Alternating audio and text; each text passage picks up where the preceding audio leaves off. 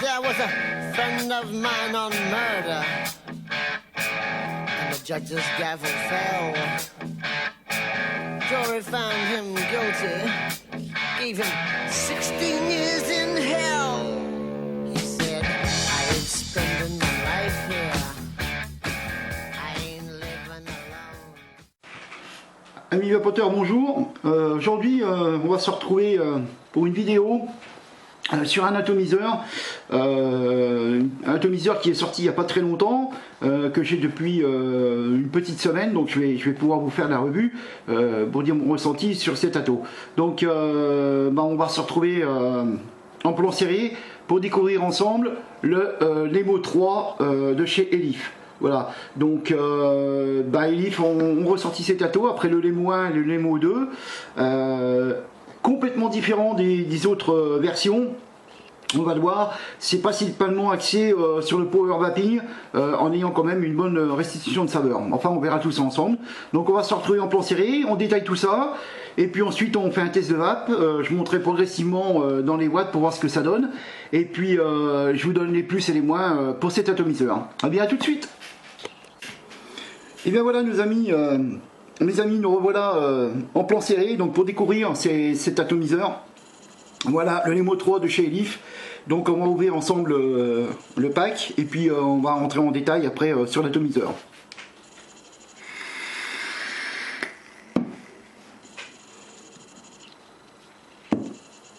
Alors voilà donc la boîte. Donc vous avez le Lemo ici dessiné dessus. Derrière nous avons toutes les caractéristiques de l'atomiseur avec le contenu du pack. Voilà. Donc rien de bien, voilà, de rien de spécial sur le packaging. Donc à l'intérieur, vous allez découvrir une petite notice. Donc je ne sais pas s'il y a du français. J'ai même pas regardé, vous voyez. Visiblement non. Là, vous avez à l'intérieur un petit schéma avec un éclaté de l'atomiseur. Voilà. Alors ensuite, on va découvrir donc notre atomiseur, le Lemo 3. Voilà, donc là on y reviendra après. Ensuite vous auriez dans le pack donc un Pyrex de rechange. Voilà, ça c'est toujours pratique. Vous allez avoir un deuxième plateau. Je vais vous expliquer à quoi va servir ce deuxième plateau. Voilà. Et vous avez ici deux résistances préfaites. Voilà. Et voilà. Donc je ne sais pas, les valeurs de résistance sont peut-être marquées derrière, je vais vous dire ça. Nous avons, alors, on en a une en 0,3 ohm et une en 0,25. Voilà. Donc ici, on va ouvrir la boîte et nous allons retrouver, alors j'avais ça déjà, donc un tournevis cruciforme, donc d'assez belle taille, hein, on peut travailler avec facilement. Nous avons une pince céramique, donc une pince céramique avec une pince pour dévisser votre ato, voilà, si vous avez du mal à dévisser votre top cap, comme ceci, voilà, et la partie du milieu là sert à dévisser vos résistances, voilà, donc c'était très sympa de mettre ce petit matériel là quand même, voilà, c'est un plus pour ce petit Lemo.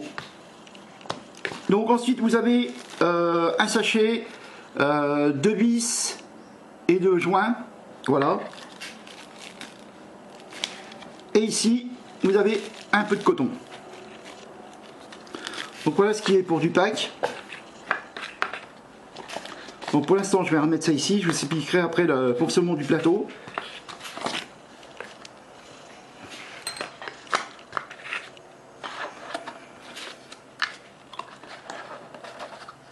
Voilà, je vais emballer ça, ça, et ça je vais le mettre de côté, voilà, je vous expliquerai après. Voilà. Voilà, donc en ce qui concerne l'atomiseur, que voici, donc là nous sommes sur un diamètre de 23 mm, avec un pin ici non réglable, pour une hauteur de 62 cm, voilà. C'est un acier 304, et la contenance est de 4 ml. Voilà. Ici, vous avez le petit logo Elif. Voyez. Voilà. De l'autre côté, vous avez l'Emo 3. Voilà, l'indiqué ici. Donc, vous avez aussi les airflow. Donc, vous avez 2 gros airflow. Voilà. Un de chaque côté. Alors c'est vraiment, vraiment grande taille. Hein. C'est vraiment un atomiseur grosse vapeur, mais qui n'enlève pas ses saveurs. Voilà. C'est vraiment, il a vraiment été bien conçu. Donc, on va démonter donc cet atomiseur. Donc, dans un premier temps, vous avez donc un drip tip collection traditionnelle 510. Voilà, comme ceci. Donc le tour est en inox et vous avez un isolateur en Delrin. Voilà, comme ceci. Donc plutôt pas mal hein, ce drip tip. Hein. Donc ensuite vous venez dévisser ici, vous avez le top fill, voilà, qui vous sert pour accéder au remplissage de votre atomiseur. Ah, attendez, mais d'ailleurs, voilà, reste un petit peu d'eau dessus. Voilà, donc ici vous avez voilà, 2 haricots pour le remplissage. Donc un pour le remplissage, un pour le dégazage. Donc pas mal, c'est assez large, hein, tout passe, hein, les pipettes, voilà, donc pas de souci. Ensuite, vous dévissez votre base, comme ceci, pour accéder. Voilà, donc ici, vous pouvez retirer votre Pyrex, voilà, pour le changer. Hein, c'est tenu par un joint, ou pour le nettoyage, hein, tout simplement. Voilà, remettez comme ça. Et ici, donc, nous avons notre base. Alors la base, pour vous expliquer, donc tout à l'heure je vous ai dit qu'il y avait un deuxième plateau, voilà, donc en fait vous démontez les 2 vis qui sont ici, voilà, donc je ne vais pas vous le faire hein, parce qu'on va perdre du temps, vous allez vite comprendre à quoi sert ce plateau. Donc vous avez 2 vis de chaque côté, donc vous enlevez les 2 vis, vous installez ce plateau, voilà, ce plateau-ci, et ce plateau sert à mettre les résistances préfaites, voilà, qui sont fournis dans le pack. Voilà. Donc c'est le plateau pour ces résistances-ci. Vous êtes obligé de changer le plateau. Voilà. Donc c'est tout simple. Je ne vais pas vous expliquer. Voilà. Vous voyez les 2 vis ici qui vont sous le plateau. Voilà. Et vous insérez votre mèche ici. Voilà. Donc vous pouvez passer en clairomiseur. Donc avec les valeurs de mèche que je vous ai données tout à l'heure en 0,25 ohms et 0,3 ohms. Voilà.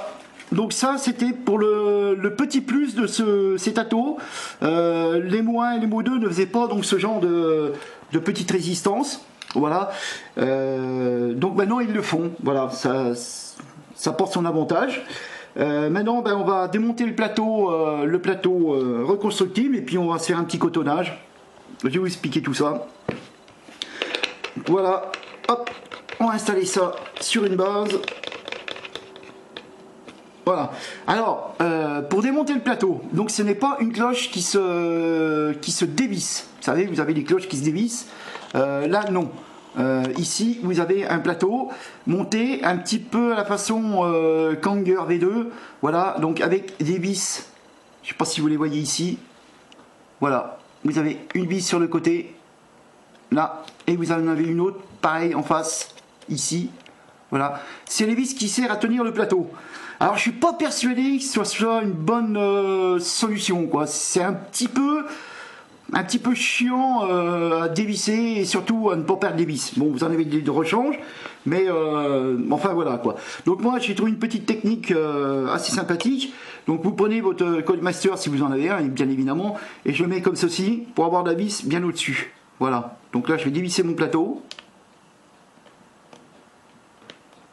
Je vais essayer de faire un petit zoom quand même. Voilà.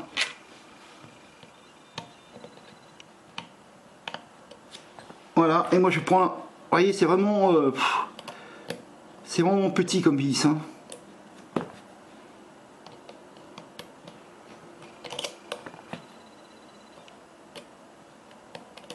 Voilà, vous voyez, on n'en a vraiment pas gros. Hein. Donc faire très très attention à ne pas perdre ses vis. Donc, il y en a une de l'autre côté.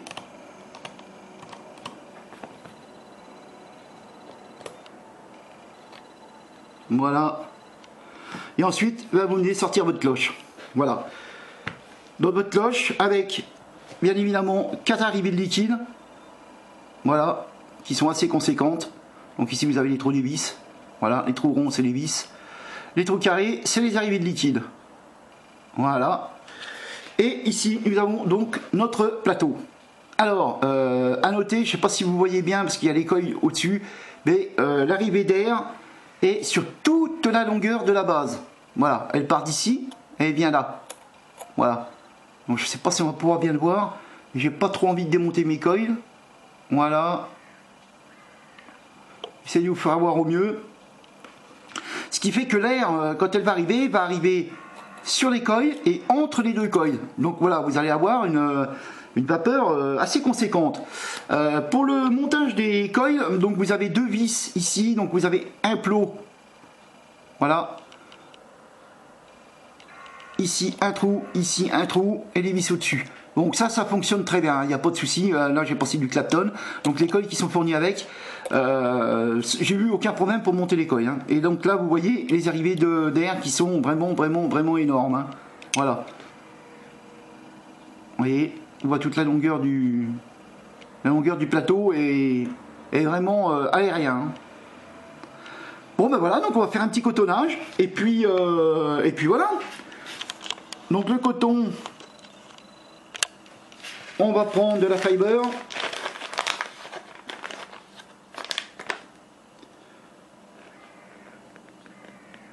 Hop.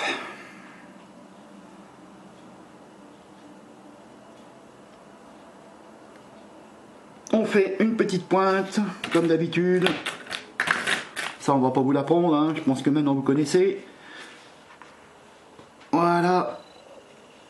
Donc comme d'habitude, serré mais pas trop.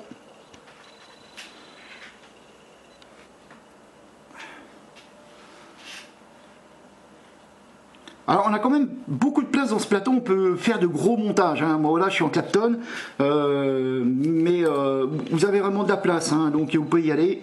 Faites-vous plaisir. Voilà, un petit peu serré mais pas trop. Voilà, parfait.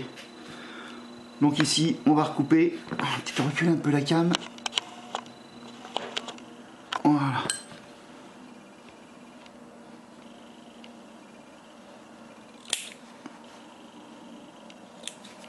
Donc là, vous coupez à peu près 1 cm. Hein. Après, vous regarderez. Vous regardez à peu près où arrive votre coton. Voilà. Vous avez les arrivées de liquide qui sont ici. Voilà. Vous voyez, des grosses arrivées là. Voilà, donc vous faites en sorte que votre coton arrive au fond de la gorge. Hein. N'hésitez pas à en mettre quand même du coton parce que moi je me suis fait avoir, hein, j'ai pas mis assez de coton au départ et j'ai eu des fuites. Voilà, donc allez bien au fond de votre rigole avec votre coton. Donc là j'ai l'air d'être pas mal. Alors petite astuce aussi pour éviter donc les fuites, parce que j'ai eu aussi pareil, j'ai fait cette petite remarque. Je n'habille pas mon coton, je remets directement ma cloche. Voilà. Alors à condition que je vais peut-être mettre quand même en forme au coton. Voilà.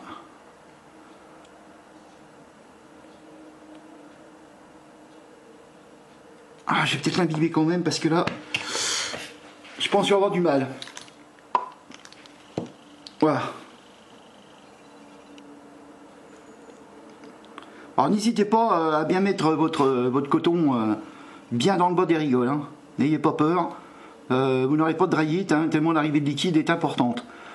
Moi, c'est vrai que les premiers montages, j'ai pas mis assez de coton. On restait un petit peu sur les atomiseurs où il fallait pas mettre complètement du coton dans les rigoles. Et puis en fait, vous pouvez, hein, parce que franchement, vu les arrivées de liquide, je pense pas que vous ayez des raillites. Hein. En plus, moi j'ai essayé du. Là, je suis en 80-20, ça passe facile. Hein. Voilà. Donc là, je vais imbiber. D'habitude, je le fais pas. Je vais vous dire pourquoi. Parce que quand on remet la cloche, ça a tendance à appuyer sur le coton et ça fuit de partout. On fait le petit cochon. Mais bon, c'est pas grave.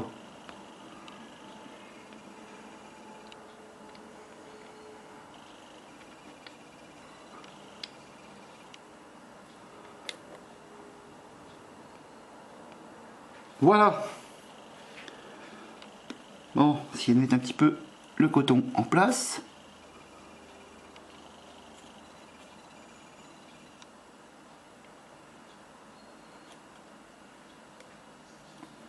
Voilà, comme ceci.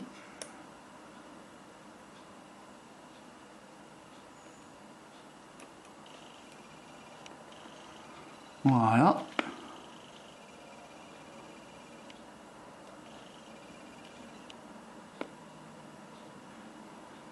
Voilà. Donc ensuite, eh bien, on vient remettre la cloche, donc en faisant bien attention de remettre les pas de vis en face. Voilà, pour bloquer le... Ah, peut-être un petit peu long celui-là. S'il y a un mort sur le joint, je vais le recouper un peu. Voilà.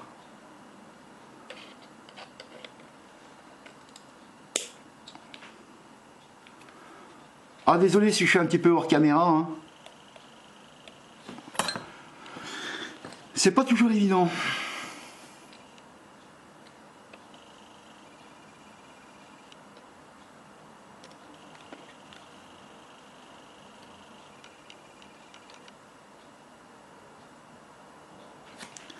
Voilà, donc le coton reste quand même assez simple à mettre, hein. Ça, il n'y a pas de souci, hein. Voilà. Donc ici, je vais remettre la cloche. Voilà, comme ceci. Voilà. Donc ensuite, il ne nous reste plus qu'à mettre notre petit vis. Donc alors, petite vis que j'avoue, c'est pas facile à remettre. Mais enfin bon, voilà, j'ai un tournevis aimanté. Voilà.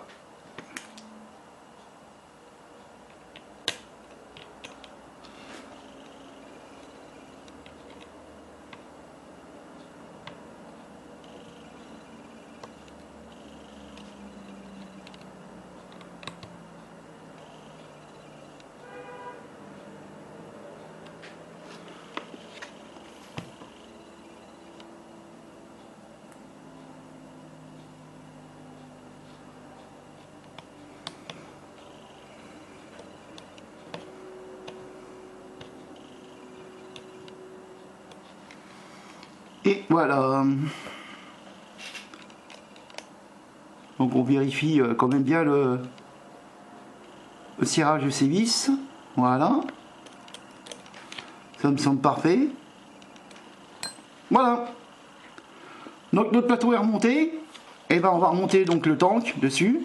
Voilà.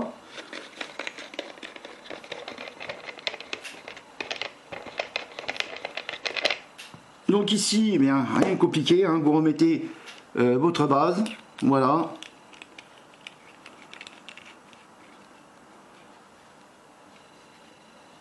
Ici, vous venez refermer votre airflow pour le remplissage. Là, on va venir remplir avec un milkshake à la fraise, voilà. Donc vous remplissez votre râteau. Vous voyez, donc ça passe facilement, hein. Il n'y a pas de souci.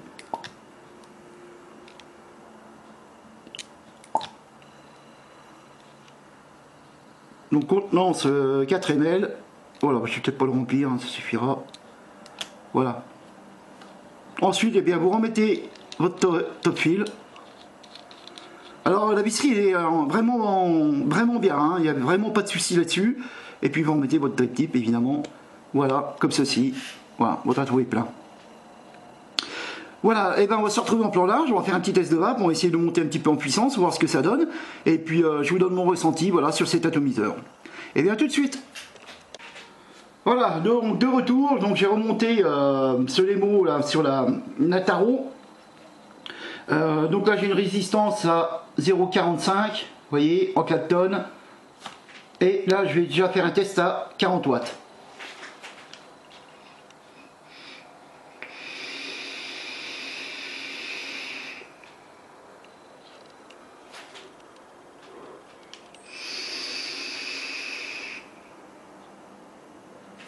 Alors, on a une bonne vapeur, il n'y a pas de problème, voilà, restitution des saveurs est nickel. Par contre, 40 watts c'est un peu faible, donc on demande quand même, il demande cet ato à envoyer un peu plus, hein. Donc là je vais même directement le mettre à 60 watts. Et après je monterai par palier, hein. Palier de 10 watts.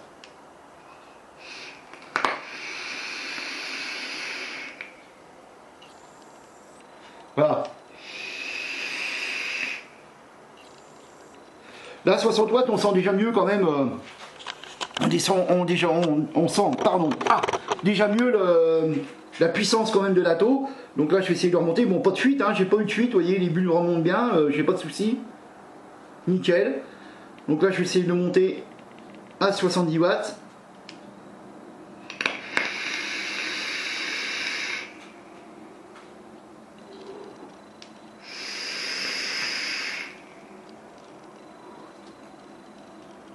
Belle production de vapeur, hein. Moi il n'y a pas de souci. Hein. On va essayer de mettre même à 90 watts. Hein. Soyons fous, soyons fous.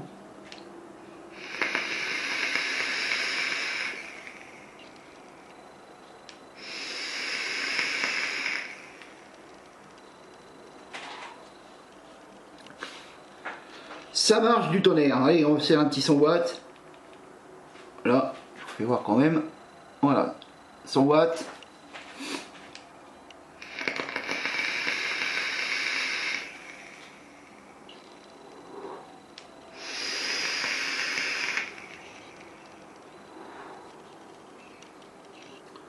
Oh, je pense qu'on peut le monter encore. Hein. Par contre, c'est vrai qu'on a vraiment les saveurs sont là. Hein. Il n'y a vraiment pas de souci. Vous pouvez y aller franco. Hein.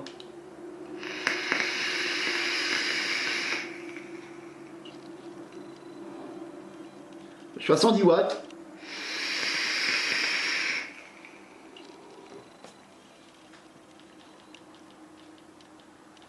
On va tester 120. Hein.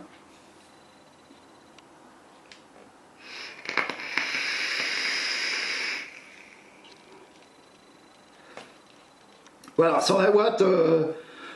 Perso, je pense que c'est le maxi qu'on pourra utiliser. Parce que là, je commence à avoir une vapeur chaude. Bon, c'est pas forcément désagréable, mais je pense que au-dessus de 120 watts, on pourra pas aller plus haut. Voilà, ce qui est déjà pas mal sur un reconstructible. Hein.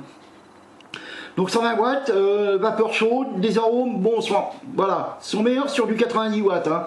Donc moi, je préconise de s'en servir à 80, entre 80 et 100 watts. Voilà. En dessous, j'en vois pas trop l'intérêt. Vous pouvez, hein, si vous voulez, mais bon, voilà, c'est quand même un atto qui demande pas mal de puissance. Hein.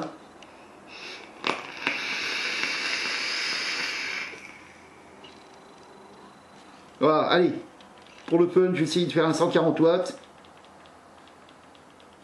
Voilà.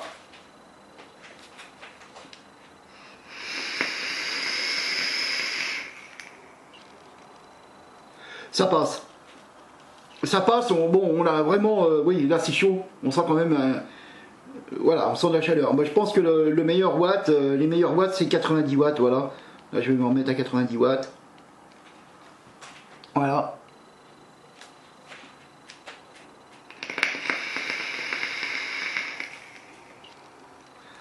Voilà, ben ça on est fini là pour cette petite démo là sur le Lemo 3. Donc ben, je vais vous donner mes ressentis, donc les plus et les moins. Donc moi j'ai eu toutes les versions des Lemo de chez Leaf. Donc j'ai eu le premier, j'ai eu le 2. Des attos qui étaient vraiment déjà très bien pour l'époque. Hein. Voilà. Et puis là, bah, ils ont sorti ce Lemo 3. Donc ce Lemo 3, moi je trouve vraiment bien. Donc on a le remplissage par le haut, comme les 99% des attos maintenant. Vous avez une belle contenance. Une visserie qui est largement correcte, voilà, ça fait partie des plus. Il est très aérien, vous pouvez monter dans les watts, vous avez un large plateau, mais qui n'altère pas, les arômes. Donc ça c'est un bon point. On avait déjà des bons arômes dans le Lemo 1 et le Lemo 2, celui-ci est pas mal non plus, hein. Même pas mal du tout. Mais vous avez beaucoup plus de vapeur. Voilà. Malgré tout qu'à l'époque, le Lemo 2 faisait quand même pas mal de vapeur. Voilà. Mais maintenant, c'est vrai qu'en subrome, celui-ci vaut vraiment le coup. Hein. Donc si vous êtes intéressé par le subrome, en ayant une restitution des arômes, moi je ne peux que vous le conseiller. Je lui ai trouvé un petit point négatif. Bah, c'est ces petites vis sur le plateau, voilà. On les voit ici. Je trouve pas ça vraiment génial, quoi. Faut pas perdre des vis, c'est minutieux, enfin voilà quoi. Et je suis pas sûr que à long terme les vis tiennent bien le coup. Mais bon, ça, je peux pas vous le dire pour l'instant. Je n'ai pas assez de recul sur le matériel pour vous le dire. Voilà, mais en attendant, c'est un très bon atto. Moi, je vous le conseille, hein, vous le trouvez autour de 44 ou 48 euros, un truc comme ça. Donc, c'est pas un atto excessivement cher. Vous avez la possibilité donc de mettre des résistances préfaites avec un plateau. Voilà, spécial. Et puis, bah voilà quoi. Donc, ben, c'en est terminé pour cette vidéo. Je vais revenir pour vous présenter un autre atomiseur en subrome. Alors là, c'est encore pire que celui-ci. C'est le TFV8 de chez Smoke. Alors ça, c'est une tuerie. Hein. Je vais vous faire une revue dessus et puis vous allez voir. Donc, un petit coucou à toute la meute, comme dirait Flo, du magasin Plan B. Voilà, un petit coucou à tout le monde. Et puis, on se retrouve bientôt pour une nouvelle vidéo. Allez, je disparais dans un nuage.